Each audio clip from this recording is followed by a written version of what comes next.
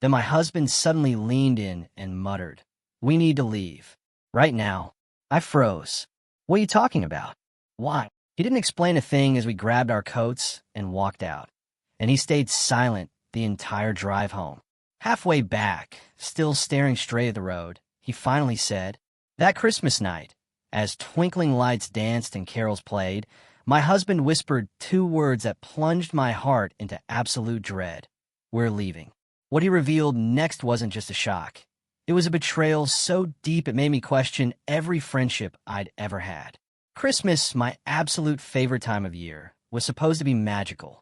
But then, amidst the festive cheer, Daniel, my husband, leaned in, his voice a low, urgent whisper, "We have to go now." I was stunned. Asterisk why? What's going on? Asterisk, he wouldn't say another word until we were speeding away, the festive lights fading in the rearview mirror. Then he looked at me, his eyes grave, and asked, "You really didn't see it, did you?" What he told me next shattered everything I thought I knew about the person closest to my heart.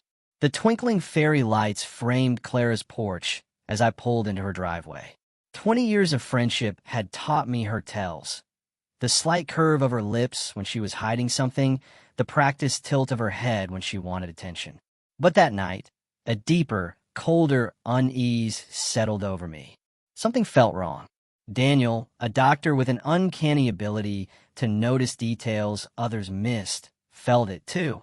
His hand gripped mine, a silent warning. "We have to go now." I should have listened to him then. Instead, I brushed him off, making excuses for Clara, just like I always did. It wasn't until we were halfway home, the silence thick with unspoken tension, that he uttered three simple words I absolutely refused to believe. What I didn't know then was the sheer depth of the deception, or the crushing cost of finally seeing the truth about the woman I'd called my sister. Gravel crunched under our tires as I pulled into Clara's suburban home. The house was transformed, draped in garlands and glowing with hundreds of soft white lights. A massive, perfectly decorated tree was visible through the picture window. Cars lined the street, far more than I'd expected for what Clara had called an intimate holiday gathering. "Looks like half the town showed up," Daniel murmured beside me, adjusting his collar. He'd been unusually quiet, his hands gripping the steering wheel a little too tight. "You know, Clara," I replied, trying to sound lighthearted. "She never does anything halfway, especially for Christmas." Daniel nodded, but his expression was off. He was usually the social butterfly, charming strangers, remembering neighbors' pets. Tonight, he was just watchful. "You feeling okay?" I asked, placing my hand on his forearm. "Fine," he said, offering a smile that didn't quite reach his eyes. "Just tired from that double shift." I let it slide. Daniel's work at the hospital often left him drained. I didn't want to start Clara's party with an argument. We walked up the path, my arms laden with a charitable donation for her Winter Wishes Foundation, a check for underprivileged families. The door swung open before we could even knock. "Sarah!" Clara shrieked, her arms outstretched. My best friend stood radiant in a shimmering emerald green gown, her blonde hair styled in glamorous waves, diamond earrings catching the light. Her makeup was impeccable, highlighting bright blue eyes and rosy cheeks. She looked like something out of a high-fashion holiday catalog, the kind where models sold the dream of a perfect celebration. "You look incredible," I said, handing Daniel the donation envelope so I could embrace her. Clara held me at arm's length, her body angled slightly away. "Don't jostle me, darling," she laughed, touching her chest. "Still a bit delicate after my last round of treatments, you know?" She wore her fragility proudly, but something about how she touched herself seemed practiced, almost theatrical. "We wouldn't want that," I smiled, trying to catch Daniel's eye. But he was scanning the room behind Clara, his gaze methodical. The entryway opened to a transformed living space. Festive poinsettias and elaborate centerpieces adorned every surface. A professional photographer circulated. In the corner, a bartender mixed holiday cocktails and sparkling cider. A neon sign blazed. "Hope Springs Eternal," in cursive gold letters. Wow. I breathed, taking it all in. "Clara, this must have cost—" "Don't worry about that," she cut me off, waving dismissively. Most of it was donated. People have been so generous, especially with my foundation's latest initiative. Daniel's eyebrows rose slightly, but he remained silent. Robert, Clara's husband of 3 years, approached with 2 glasses of champagne. Tall and angular, he handed one to Daniel. "To the season of giving, and to our brave Clara," he said, his accent clipping the words. "To hope," Daniel said, clinking glasses. "You're looking well, Clara, considering." "Thank you, Daniel," Clara said, a wistful smile. "Taking it one day at a time, you know." Robert's eyes darted briefly to Clara. Something passed between them, a look I couldn't decipher. "Sarah," a familiar voice called from across the room. Olivia pushed through the crowd, her curly hair bouncing. Behind her trailed Nora and Leo, Clara's younger brother. Our old high school circle complete again. "It's been forever," Nora exclaimed, pulling me into a hug. Her willowy frame was draped in a chic black jumpsuit, tiny paint smudges visible under her fingernails. "6 months is hardly forever," I laughed. "In artist time, it's an eternity," she countered. Olivia stood back, observing us with the analytical gaze she developed as a therapist. "How's the counseling center treating you, Sarah?" "Busy as always," I replied. "Everyone needs someone to talk to." Leo lingered at the edge of our circle, his hands in his pockets. Clara's younger brother had grown into his features since high school, no longer the gangly boy who'd slipped notes into my locker. "Nice to see you," he said, his eyes lingering on mine a bit too long.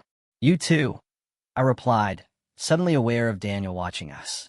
Clara clapped her hands. "Now that Sarah's here, I can show you all the mock-ups for the new Winter Wishes campaign. The designer finished the renderings yesterday."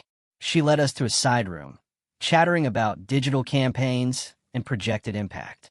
Daniel fell in a step beside me, his fingers brushing mine. "Notice anything?" he whispered. "Like what?" I asked, keeping my voice low. He shook his head. "Never mind." The side room was meticulously arranged, showcasing glossy brochures, elaborate schematics for a Holiday Village fundraising event, and a large display board with testimonials from families her foundation had supposedly helped. A crystal ornament hung over a detailed miniature replica of a care facility. "It's stunning," Nora gasped. "Absolutely," I agreed, though a question nagged at me. This level of luxury and detail seemed at odds with Clara and Robert's usual budget, even with Robert's publishing job and Clara's nonprofit.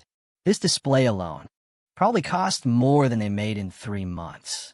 Most of it was donated by vendors who support the Winter Wishes Foundation, Clara explained, as if reading my thoughts. "They want to showcase their products and support a good cause." "That's convenient," Olivia remarked, her therapist's skepticism showing. Clara's smile tightened almost imperceptibly. "It's networking," she said. "The best kind." As the others admired the elaborate displays, I noticed Daniel standing in the doorway, his phone out. He was taking pictures, zooming in on specific details. When he caught me watching, he quickly pocketed the device. Back downstairs, the party was in full swing. Holiday carols played, festive games were organized, and more donations piled high on a table. Through it all, Daniel remained on the periphery, watching, texting, his usual social charm nowhere to be found. During a lull, I cornered him by the drinks table. "What's going on with you today?" "Nothing," he said, but his eyes scanned the room. "Just tired." "You keep saying that, but you're acting weird. You've barely spoken to anyone." He sighed, running a hand through his dark hair. "I'm sorry. I just noticed some things that don't add up." Before I could press further, the photographer called for a group photo. We arranged ourselves around Clara, who positioned herself front and center, a brave, serene smile on her face. As the photographer counted down, Daniel stepped back, his attention caught by something or someone across the room. His eyes narrowed, and he pulled out his phone again, typing rapidly. I followed his gaze to a man near the gift table, middle-aged with salt and pepper hair and glasses. He watched Clara with an expression I couldn't quite place. Concern? Confusion? "Who's that?" I whispered to Nora. She shrugged. "Maybe one of Robert's colleagues? Or a family friend." The photo session ended, and Clara's mother, Vivian Hayes, took center stage. Vivian was a formidable woman, her blonde haircut in a severe bob that framed surgically enhanced features. When Clara shared her diagnosis with us, Vivian began, glass raised. I thought of all the strength she's shown, all the hope she gives. This Winter Wishes campaign is truly a blessing. After a long silence, the room erupted in applause. Beside me, Daniel stiffened. "We have to go," he said abruptly, his voice low but urgent. "What? We can't just leave in the middle of—" His fingers wrapped around my wrist, firm but not painful. His eyes bore into mine with an intensity that startled me. "Trust me, we need to go. Daniel, this is my best friend's Christmas party and her foundation's biggest event. I can't just— I'll explain in the car." He cut me off. "Please." Something in his tone, not panic but absolute certainty, made me relent. I made quick apologies to Clara, blaming a hospital emergency. She pouted but accepted my excuse, extracting a promise for a holiday catch-up soon. As we drove away, the festive lights still visible in the rearview mirror, I turned to Daniel. "This better be good." His knuckles were white on the steering wheel. "It's not good, Sarah. It's not good at all." The silence in our car felt physical, a third passenger wedged between us. Daniel drove with mechanical precision, eyes fixed on the road. Outside, Christmas decorations painted everything in cheerful colors that seemed to mock the growing tension inside. "Are you going to tell me what that was about?" I finally asked, breaking the quiet. "Or should I just guess?" Daniel's jaw tightened. "Give me a minute to figure out how to say this." "Say what?"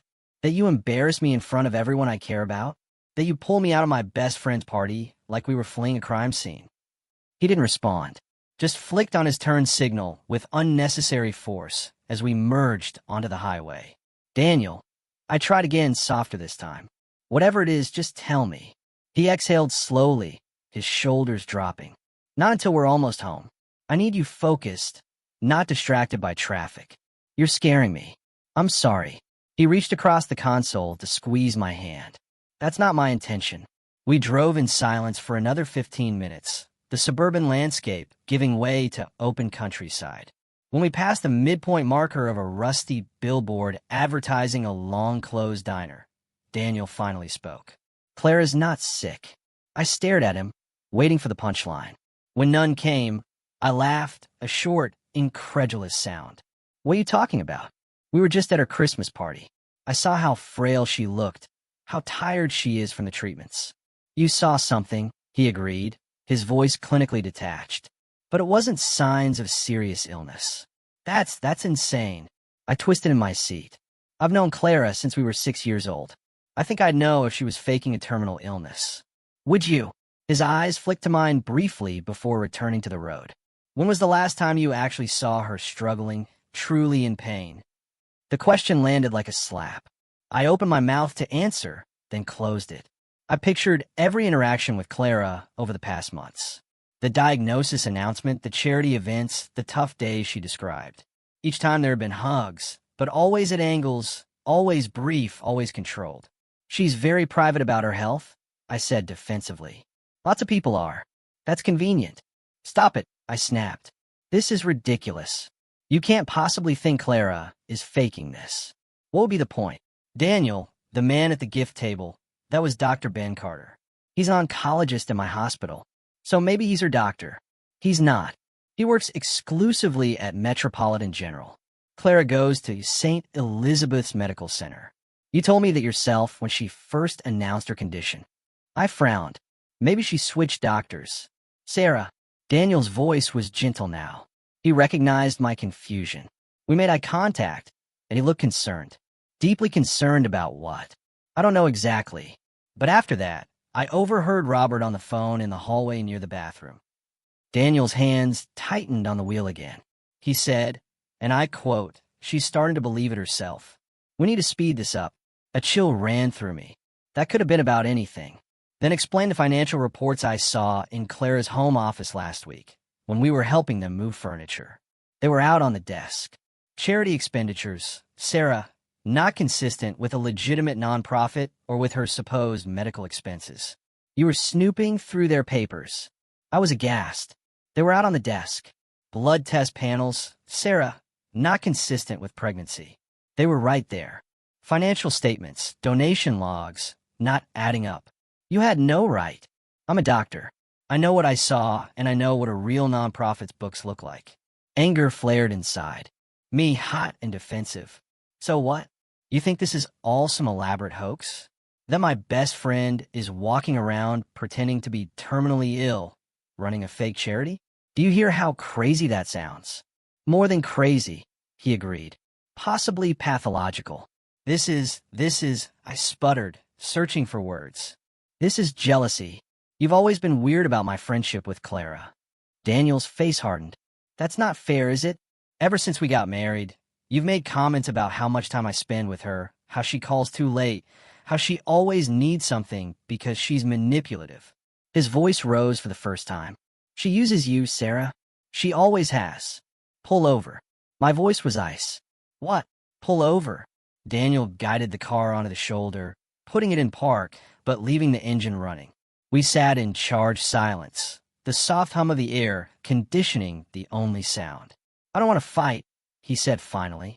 I'm telling you what I observed because I'm worried for you. For her even. I turned to stare out the window, biting back tears. You're wrong about this. I hope I am. His voice was soft now. But think about it. Really think. When did she announce her condition? Last spring. That's almost 9 months ago. Has her body changed the way a person with a severe illness would? Not just her complexion, but significant weight loss, loss of hair, the physical tolls of chemotherapy, or other treatments. I thought about Clara at the party.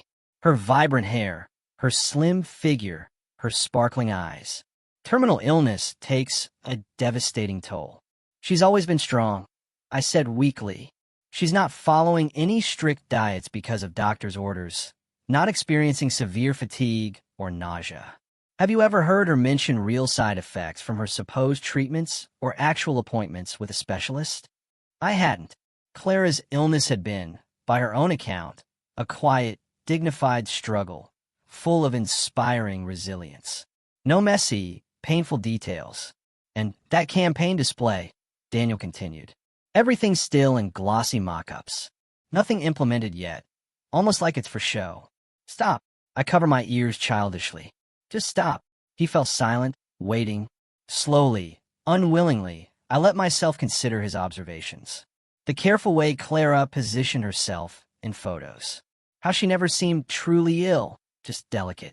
The way she changed the subject whenever I asked specific questions about her treatment plan. Why? I whispered, dropping my hands. Why would anyone do this? I don't know, Daniel admitted. Attention money. That Christmas party wasn't cheap. And she said most things were donated. What does that even mean? The extravagance of the event replayed in my mind. The professional catering, the designer decorations, the elaborate displays. Clara's foundation focused on helping families during the holidays. Could there be a connection? I need to know for sure, I said finally. Daniel nodded, putting the car back in drive. So do I. As we pulled back onto the highway, doubt crept in like a fog, obscuring the certainties I'd built my life around. I'd known Clara longer than anyone outside my family. We'd shared everything. First periods, first kisses, college anxieties, wedding jitters. She was the sister I never had. But there'd always been something performative about Clara, something that needed an audience. In high school, her heartbreaks were always public. Her achievements always broadcast. Even her proposal from Robert had been elaborately staged for maximum social media impact. I keep thinking about what her mother said. Daniel mused, breaking into my thoughts. A blessing after a long silence. What silence? Clara's never mentioned any major health struggles before. I agreed. Not like this. My phone buzzed with a text. Asterisk Clara. Missed you at the party. Holiday lunch soon. Just us girls. So much to tell you. Asterisk, I stared at the message, seeing it with new eyes. So much to tell me. What hadn't she already shared about her condition or her foundation? The rest of the drive passed in contemplative silence. By the time we pulled into our driveway, the sun was setting, painting the sky in shades of orange and pink. What now? I asked as Daniel cut the engine. He turned to me, his face gray in the fading light. That's up to you. She's your friend. I nodded slowly. I need to find out the truth. Whatever that is. We'll face it together, he agreed. That night, I lay awake long after Daniel's breathing had deepened into sleep. My mind replayed every interaction with Clara over the past 9 months, searching for clues I might have missed. The bravery in her voice when she called with the news, the way she declined my offer to accompany her to appointments, the vague answers about her prognosis and treatment recommendations. By morning, I had made a decision. I needed to see for myself. The day after the party dawned bright and clear. Daniel had an early shift, leaving me alone with my tumultuous thoughts.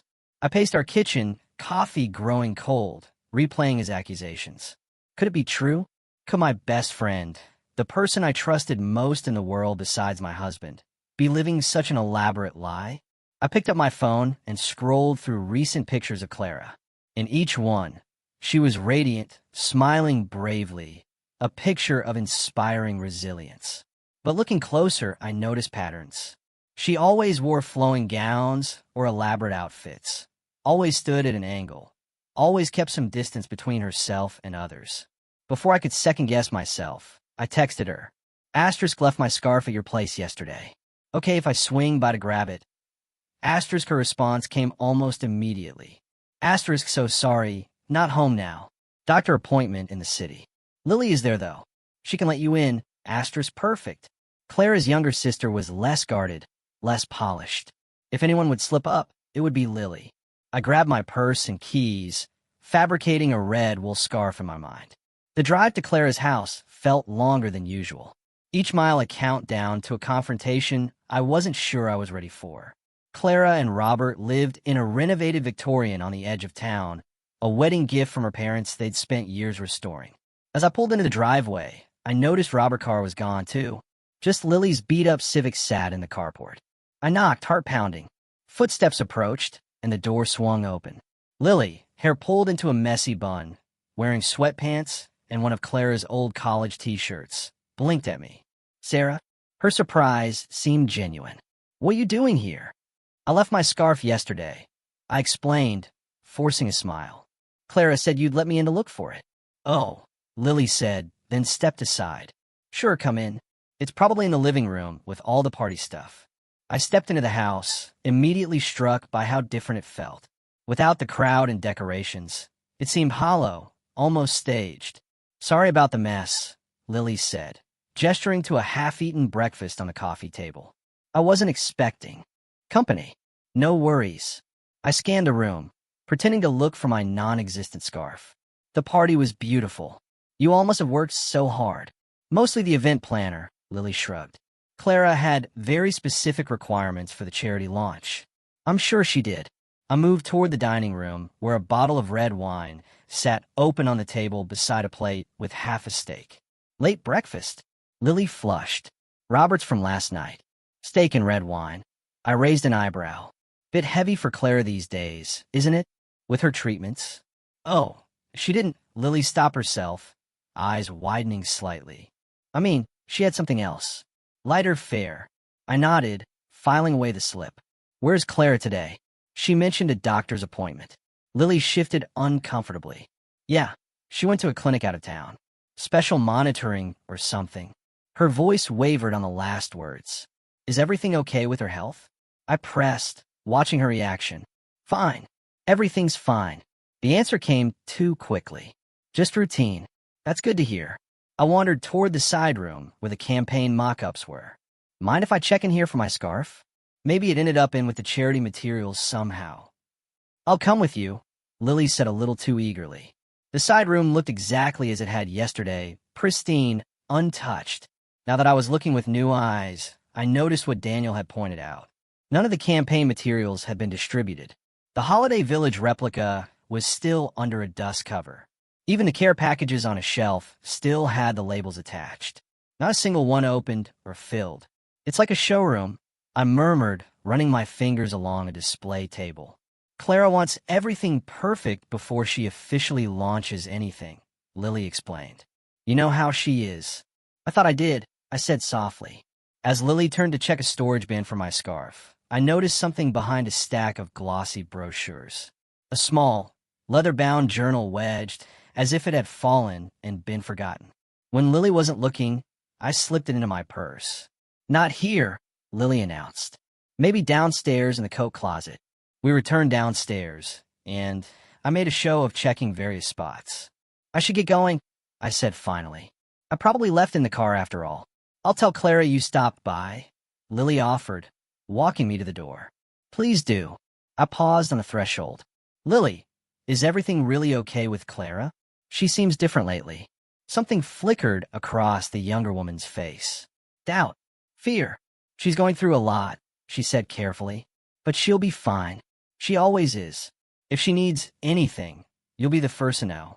Lily finished, but her smile didn't reach her eyes. I was halfway to my car when I heard voices from the side of the house. Instinctively, I ducked behind a large hydrangea bush. Clara's voice, clear and sharp, carried through the open kitchen window. I don't care what he thinks. This will be over after the donation clears. My blood ran cold. Asterisk donation? What donation? Asterisk I crept closer, but Clara had lowered her voice. I could make out only fragments, not backing out now, and too much invested.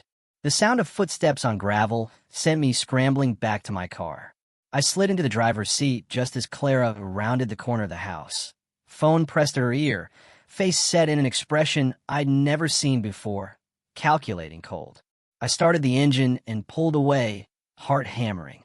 In my rear-view mirror, I saw Clara watching my car, her free hand not delicately placed on her chest, but hanging loosely at her side.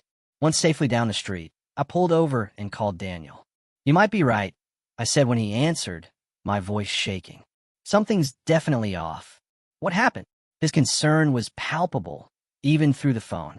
I went to her house, found a journal, heard her talking about a donation clearing, saying it would be over after that. Daniel was silent for a moment. Did you see any medical paperwork? Anything concrete about her actual condition? No, but Lily was acting weird, and there was red wine and steak on the table in the campaign room. Nothing's been launched, Daniel. It's all still in mock-ups. Keep the journal, he advised. We might need it as evidence. Evidence of what? I asked, suddenly afraid. What exactly do you think is happening here? Daniel's voice was grim. Best case scenario, some kind of delusional episode. Worst case, fraud. After we hung up, I sat in my car, staring at Clara's journal in my lap. Opening it felt like a betrayal, but not opening it felt like enabling whatever was happening. I took a deep breath and flipped to the first page. Asterisk, my dearest hope, though you're not yet realized, you're already in my heart. Each day I wait for you is a day closer to achieving our vision. They don't understand. They say it's not possible, that I should accept reality. But visionaries know. Visionaries always know. Our foundation is ready.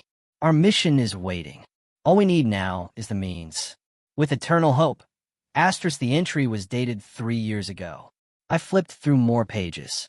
Each one a detailed plan, a letter to this phantom vision. Some were hopeful, some angry, some desperate. The most recent, dated just 2 weeks ago, sent chills down my spine. Asterisk, my miracle campaign. They've all finally accepted your coming. The donations are flowing in. Soon we'll have everything we need to bring our winter wishes home properly. Just a little longer now, and no one will be able to take our dream away from me again. Forever yours, Clara.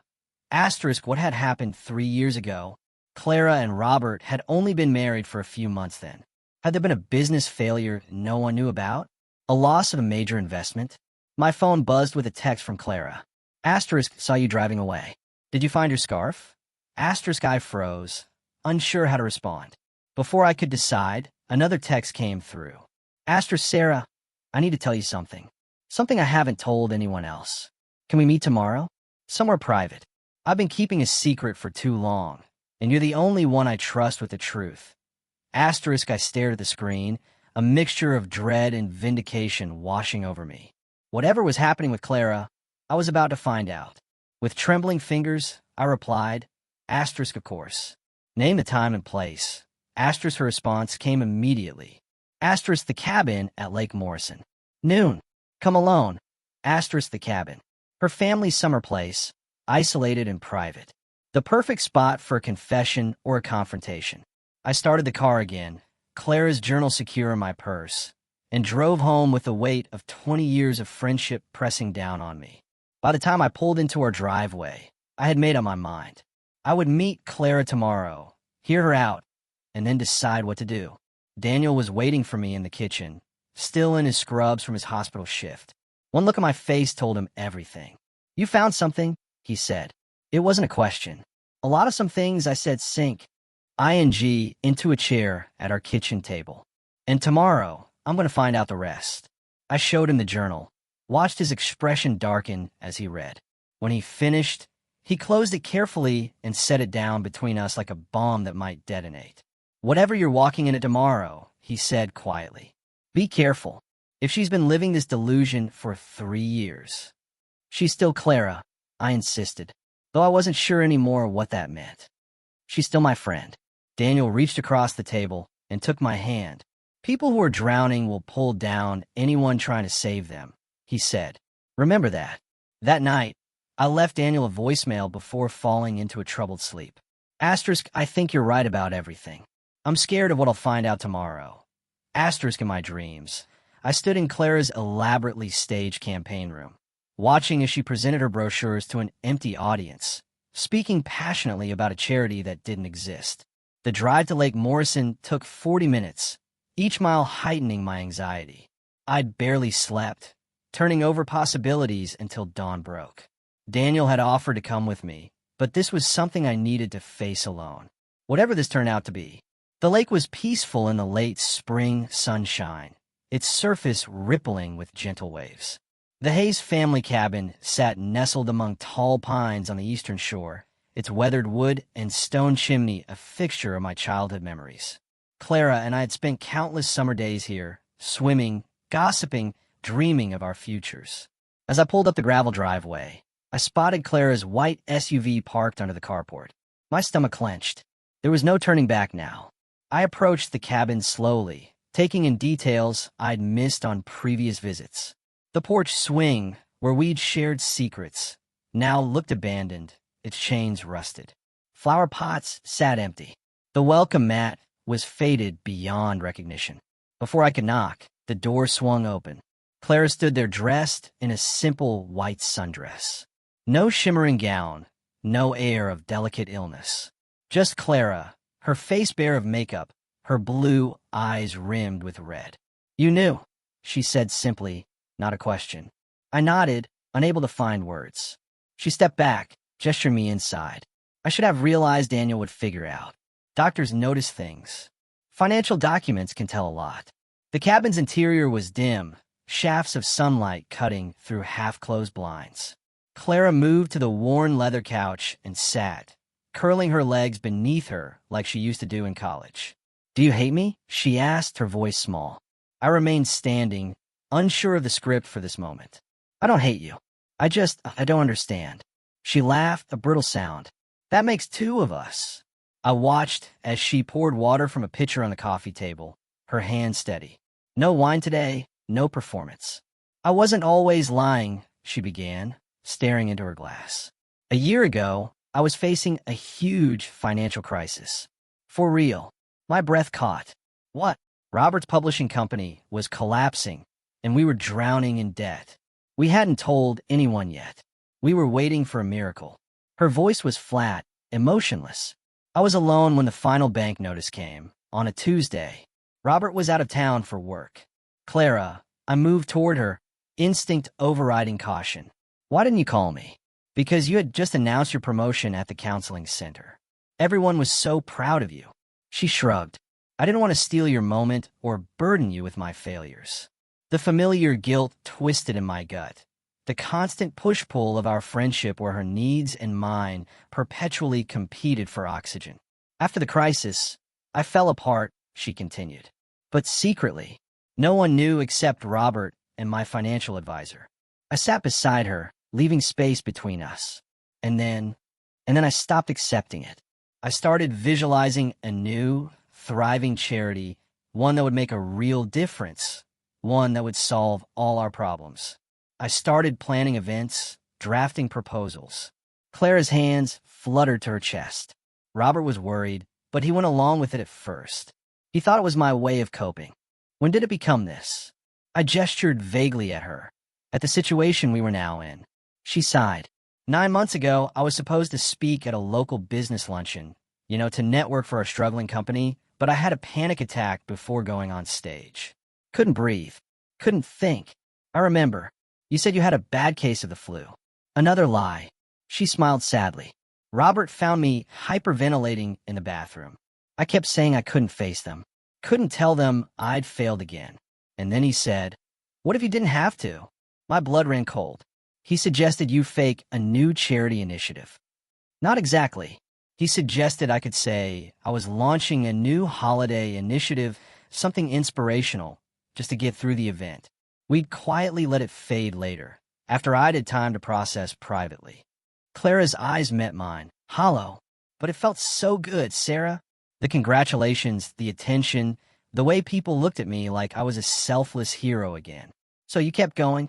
It snowballed. One event became another. A small initiative became a grand campaign. And then the donations started coming in. I frowned. Donations? Clara stood abruptly, moving to a desk in the corner.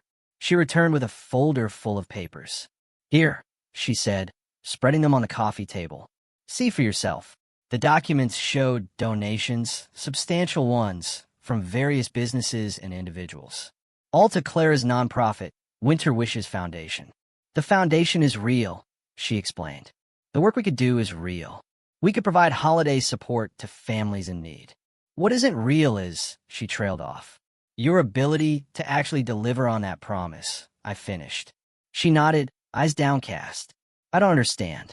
Why would your personal financial struggles affect donations to your nonprofit?" "Because of who the donors are." Clara shuffled through the papers, pulling out several checks with familiar names. The Albright Foundation, the Thompson Trust, Hampton Healthcare Services. They all have one thing in common. I scanned the names, recognition dawning. They all lost loved ones around the holidays or have a history of giving to specific causes related to Christmas sorrow or hope. They donate to holiday charities because of personal tragedy or a strong belief in the Christmas spirit. Clara's voice hardened slightly. And they connect with me because they think I understand their pain, their wish for a Christmas miracle. My illness made me seem more dedicated, more vulnerable, more deserving. The calculation of it all stunned me. So, the Christmas party was a fundraiser, essentially. Every gift, every decoration, all donated by companies that support Winter Wishes. They get tax write-offs and publicity. We get funds for our operations, our bills. My mind raced to process this. It was manipulative, certainly deceptive. Absolutely, but criminal? I wasn't sure. "Clara, this is..." My phone buzzed in my pocket. A text from Daniel. Asterisk Dr. Carter just emailed me. He says he filed a fraud report regarding the foundation. Asterisk, my heart sank. I looked up at Clara, who was watching me intently. "Bad news?" she asked. I hesitated, then turned my phone screen toward her. She read the message, her face draining of color. "Who else knows?" I asked quietly. "Just Robert and Lily. She figured it out last month." Clara's composure cracked. "Sarah, I can't go to jail. The foundation will collapse. All those families we promised to help, they'll have nothing. You should have thought of that before you started this performance." "I know." Tears spilled down her cheeks. "I know it was wrong, but I'll make it right. Once the final donation from clears, it's for a new holiday outreach program. I'll announce that the initiative has been postponed due to my worsening condition. There will be sympathy, not suspicion. No one will question it." The coldness of her planning chilled me. This wasn't grief or delusion speaking. This was calculation. And what about all the people who care about you, who've been worried about you, shopping for you, planning for you? What about their feelings? "They'll recover," she said dismissively. "People always do." "I'm not sure I will," I admitted. Something shifted in Clara's expression. A flash of the girl I'd grown up with. Vulnerable and real. "I need you, Sarah. You're the only person who won't abandon me over this." The weight of 20 years of friendship pressed down on me. The sleepovers, the graduations, the weddings, the secrets shared and promises made. The time she'd been there for me and the time she hadn't. "I'll think about it," I said finally, gathering my purse. "But Clara, this has to stop. Today." She nodded, desperation in her eyes. Anything you want. Just don't tell anyone else, please. As I drove away, the cabin growing smaller in my rearview mirror, I felt hollow. The Clara I thought I knew had disappeared, replaced by someone I barely recognized. On the highway, my phone rang through the car speakers. "Daniel, you were right," I said before he could speak. "About everything. Are you okay?" His concern warmed the chill that had settled in my chest. "No," I admitted. "I'm really not." "Come home," he said softly. "We'll figure this out together." But as I drove, a nagging question persisted. Something about the donation Clara had mentioned. The name was familiar beyond just seeing it on the donor list. I took the next exit and pulled into a coffee shop parking lot, searching my phone contacts. There it was, Mrs. Albright, the stern widow I'd met at a charity gala last year. She had taken an interest in my counseling work with grieving families who found the holidays particularly difficult. Before I could second-guess myself, I dialed her number. "Mrs. Albright, this is Sarah Walker. We met at the Bright Futures Gala." I swallowed hard. "I was wondering if I could ask you about a donation you made to the Winter Wishes Foundation." 30 minutes later, I sat stunned in my car, Mrs. Albright's words echoing in my ears. Asterisk Clara promised the holiday village will be dedicated in memory of my late husband Edward. She said the entire campaign was inspired by a spirit of generosity and that a portion of the funds would go towards fulfilling a last wish for a specific local family. She even mentioned a family named Edwardson. Asterisk, this wasn't just faking a charity. It wasn't just misleading donors. It was strategic emotional manipulation of grieving families. And suddenly I knew I couldn't protect Clara anymore. The post appeared on a local community forum 3 days later. Fraud alert. Local nonprofit director faking illness and charity to secure donations. I didn't write it. Neither did Daniel. But the damage was done. Within hours, the story spread through our small town like wildfire. Screenshots circulated on social media. Local news picked it up. Clara's phone went straight to voicemail. Robert deleted his accounts. Daniel was called in to speak with the hospital administration, as was Dr. Carter, the oncologist who'd been at the party. Both were asked to provide statements about what they'd observed. I didn't say anything specific, Daniel assured me that evening, loosening his tie as he collapsed onto our couch. Just confirmed that as a medical professional, I had concerns about the authenticity of her condition, and as a financial observer, about the Foundation's books. "This is a nightmare," I murmured, scrolling through the endless comments online. People we'd known for years were expressing shock, disgust, anger. Some defended Clara, suggesting mental illness. Others called for criminal charges. "How did this get out?" Daniel asked. "You didn't tell anyone but me, right?" And Mrs. Albright, I admitted, but she wouldn't have posted this. She was horrified, embarrassed. Someone else at the party must have had suspicions. Or maybe it was Lily. Whoever it was, the result was the same. Clara's carefully constructed world was imploding, and I was watching it happen from a distance. The letter arrived the next day, hand-delivered to our mailbox. I recognized Clara's elegant handwriting immediately. "Asterisk Sarah, I know what you did. I trusted you with my truth, and you betrayed me, just like everyone else eventually does. Don't bother denying it. You were always jealous of my life, my marriage, my success. You pretended to be supportive, but deep down, you've been waiting for me to fail. Well, congratulations. You've destroyed everything I built. I hope you're satisfied. Clara." Asterisk, no apology, no acknowledgement of her deception, just blame shifted squarely onto my shoulders. I crumpled the letter, a memory surfacing from our junior year of high school. Clara fainting dramatically in the cafeteria after her boyfriend broke up with her. The ensuing chaos, the ambulance called, the week of concerned attention that followed. And later her confession to me. I just needed everyone to see how much he hurt me. I'd excused it then. I'd excused so many things over the years. The borrowed clothes never returned. The boyfriends she flirted with. The plans canceled when better options came along. Always with that same charming smile that made it impossible to stay angry. The doorbell rang, startling me from my thoughts. Nora stood on our porch, her artistic bohemian style replaced by jeans and a simple t-shirt. She looked exhausted. "Can I come in?" she asked, her voice small. I nodded, leading her to the kitchen where I poured us both coffee. "I feel like such an idiot," she said after a long silence. I lent her $5,000. My head snapped up. "What?" Nora nodded, shame coloring her cheeks. "For the Winter Wishes Holiday Village." She said it was temporary, that a big corporate sponsorship was coming through, but she needed to pay the contractor right away to secure the slot. "Oh, Nora, I know. But she's always paid me back before, and she was so excited about making everything perfect for the families." Nora's eyes filled with tears. "There is no holiday village, is there?" "No," I confirmed gently. "There isn't. Was there ever?" A year ago, she faced a major financial collapse. Nora absorbed this, nodding slowly. "That makes more sense than whatever this is." "Did she approach anyone else for money?" "Olivia, maybe?"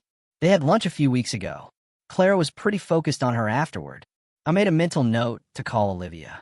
If Clara had been systematically targeting our friend group for loans, this was worse than I'd imagined. After Nora left, I did exactly that. Olivia answered on the first ring, her therapist voice in full effect. "I've been expecting your call," she said. "You want to know if she asked me for money too?" "Did she?" "Not directly, but she talked a lot about her foundation's work. How they needed a mental health component for families struggling during the holidays. How perfect I would be to consult." Olivia sighed. "I offered to volunteer my time." She seemed disappointed. "You saw through it. Professional hazard. I notice when someone's performing rather than being." Olivia paused. "In my professional opinion, Clara shows traits consistent with a grandiose form of Munchausen by proxy, except the proxy is her own identity as a selfless benefactor. She's created a narrative where she gets sympathy, attention, and now financial gain, all centered around a suffering that doesn't exist and a charity that's built on sand." I closed my eyes, overwhelmed. What happens to someone like that without intervention? The lies get bigger, the stakes get higher, and eventually it all falls apart. Olivia's voice softened. "Has anyone heard from her?" "Not since the story broke.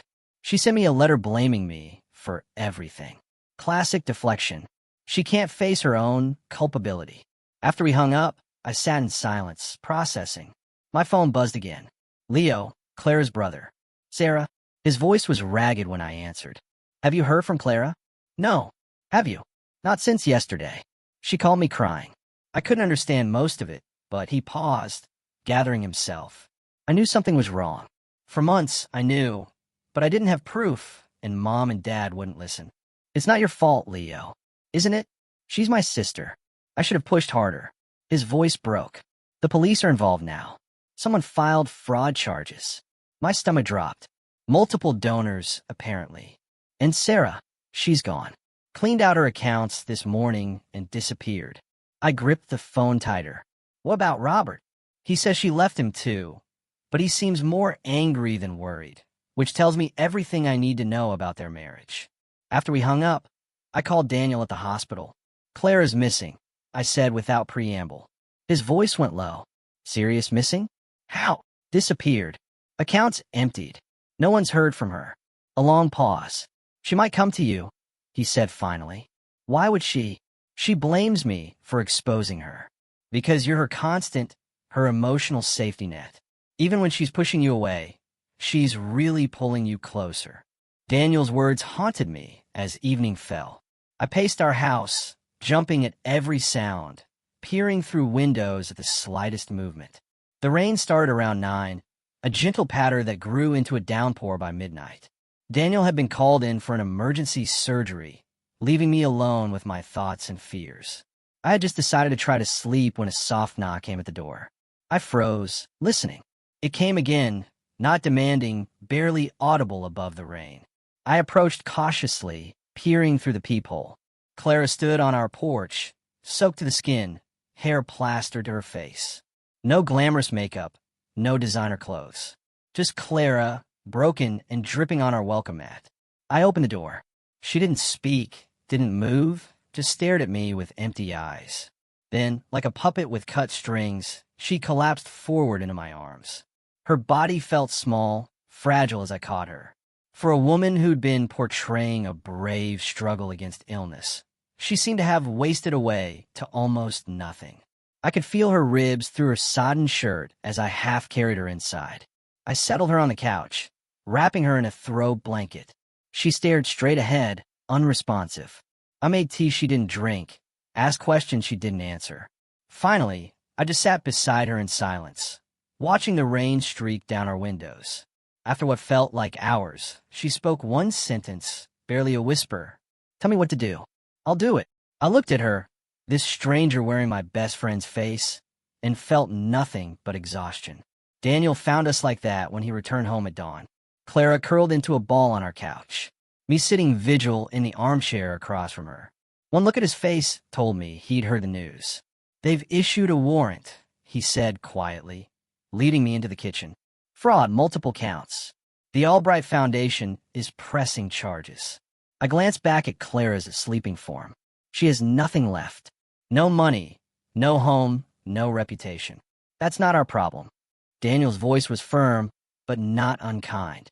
"Sarah, she manipulated grieving families.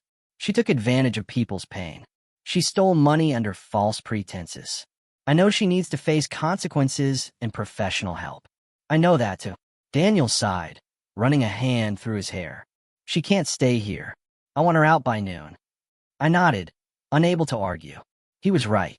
Harboring Clara now would make us complicit in whatever came next. After he left for his shift, I made coffee and toast, setting a plate in front of Clara, who had finally stirred. "Daniel wants you gone by noon," I said, not bothering to soften the blow. She nodded, picking at the toast without eating it. "Where will I go?" "You could turn yourself in.